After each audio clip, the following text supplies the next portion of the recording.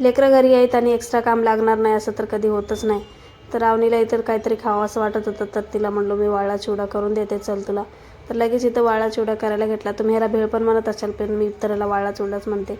लगेच इथं लाह्या घेतले, त्याच्यामध्ये थोडेसे मीठ मिरची टाकून घेतले, टोमॅटो आणि कांदे पण टाकून घेतले. त्यानंतर थोडं इथं खट्टा मिठाचे 2 पॅकेट होतं माझ्याकडे, ते पण टाकले मी त्याच्यामध्ये.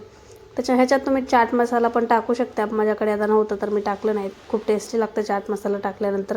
त्याच्यामध्ये मी कोणते बी चिप्स वगैरे कोणतंही काही असलं की पॅकेटचं काही बी टाकतो मी त्याच्यामध्ये, कारण खायला खूप छान लागतं त्यानंतर.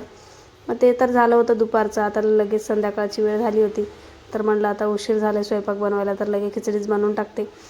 खिचडी बनवली. खिचडी बनवल्यानंतर लगेच इथं बाहेर कपडे पण काढायचे होते माझे, कारण दुपारी उशीर झाला होता दिवायला, त्यामुळे मी थोडं संध्याकाळी वेळ झाला होता मला कपडे काढायला.